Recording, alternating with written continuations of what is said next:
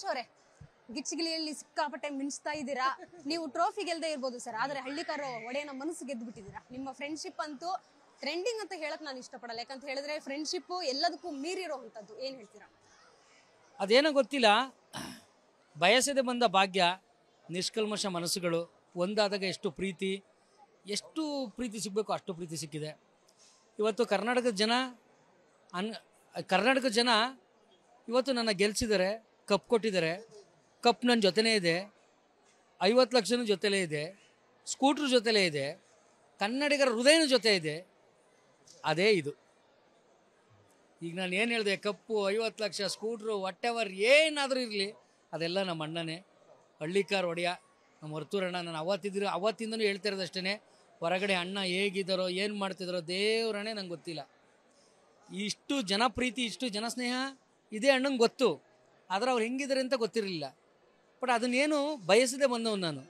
ಯಾವಾಗಲೂ ಪ್ರತಿ ಕ್ಷಣದಲ್ಲೂ ಅಣ್ಣ ಚೆನ್ನಾಗಿರಬೇಕು, ಅಣ್ಣ ಆಡಬೇಕು.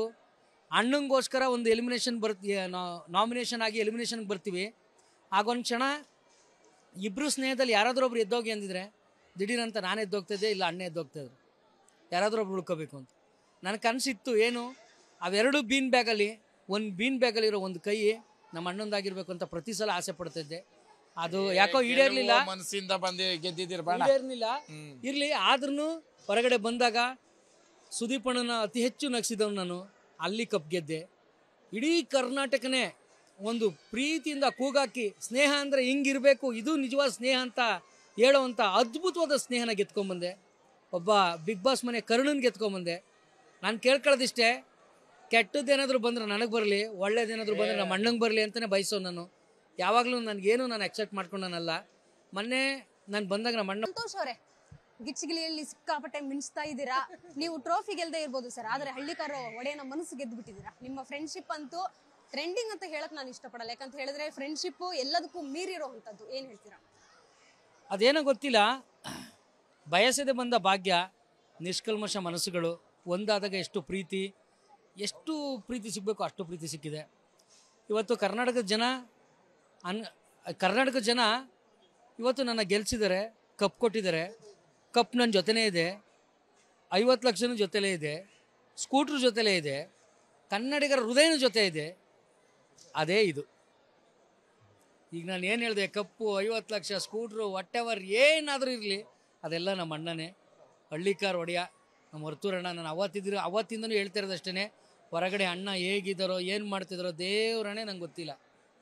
ಇಷ್ಟು ಜನಪ್ರೀತಿ, ಇಷ್ಟು ಜನಸ್ನೇಹ ಇದೇ ಅಣ್ಣಂಗೆ ಗೊತ್ತು, ಆದರೆ ಅವ್ರು ಹೆಂಗಿದ್ದಾರೆ ಅಂತ ಗೊತ್ತಿರಲಿಲ್ಲ. ಬಟ್ ಅದನ್ನೇನು ಬಯಸದೆ ಬಂದವನು ನಾನು. ಯಾವಾಗಲೂ ಪ್ರತಿ ಕ್ಷಣದಲ್ಲೂ ಅಣ್ಣ ಚೆನ್ನಾಗಿರಬೇಕು, ಅಣ್ಣ ಆಡಬೇಕು.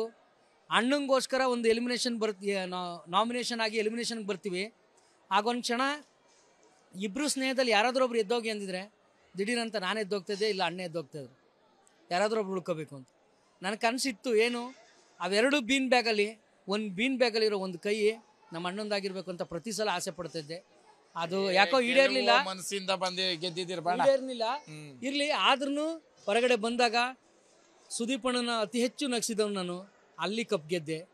ಇಡೀ ಕರ್ನಾಟಕನೇ ಒಂದು ಪ್ರೀತಿಯಿಂದ ಕೂಗಾಕಿ, ಸ್ನೇಹ ಅಂದರೆ ಹಿಂಗಿರಬೇಕು, ಇದು ನಿಜವಾದ ಸ್ನೇಹ ಅಂತ ಹೇಳೋವಂಥ ಅದ್ಭುತವಾದ ಸ್ನೇಹನ ಗೆತ್ಕೊಂಬಂದೆ. ಒಬ್ಬ ಬಿಗ್ ಬಾಸ್ ಮನೆ ಕರುಣನ್ ಗೆತ್ಕೊಂಬಂದೆ. ನಾನು ಕೇಳ್ಕೊಳ್ಳೋದಿಷ್ಟೇ, ಕೆಟ್ಟದ್ದೇನಾದರೂ ಬಂದರೆ ನನಗೆ ಬರಲಿ, ಒಳ್ಳೇದೇನಾದರೂ ಬಂದರೆ ನಮ್ಮ ಅಣ್ಣಂಗೆ ಬರಲಿ ಅಂತಲೇ ಬಯಸೋ ನಾನು. ಯಾವಾಗಲೂ ನನಗೇನು ನಾನು ಎಕ್ಸೆಪ್ಟ್ ಮಾಡ್ಕೊಂಡನಲ್ಲ. ಮೊನ್ನೆ ನಾನು ಬಂದಾಗ ನಮ್ಮ ಅಣ್ಣ. ಅನುಕ್ಷಣದ ಸುದ್ದಿಗಳಿಗಾಗಿ ವಿಸ್ತಾರ ನ್ಯೂಸ್ ಯೂಟ್ಯೂಬ್ ಚಾನೆಲ್ ಸಬ್ಸ್ಕ್ರೈಬ್ ಮಾಡಿ. ಹೊಸ ಸುದ್ದಿಗಳ ನೋಟಿಫಿಕೇಶನ್ಗಾಗಿ ಬೆಲ್ ಐಕಾನ್ ಕ್ಲಿಕ್ ಮಾಡಿ. ಲೇಟೆಸ್ಟ್ ಅಪ್ಡೇಟ್ಸ್ಗಾಗಿ www.vistaranews.com ವೆಬ್ಸೈಟ್ಗೆ ವಿಸಿಟ್ ಮಾಡಿ. ಅಂಗೈಯಲ್ಲೇ ಜಗತ್ತಿನ ಸುದ್ದಿ ತಿಳಿಯಲು ವಿಸ್ತಾರ ನ್ಯೂಸ್ ಕನ್ನಡ ಆಪ್ ಡೌನ್ಲೋಡ್ ಮಾಡಿ.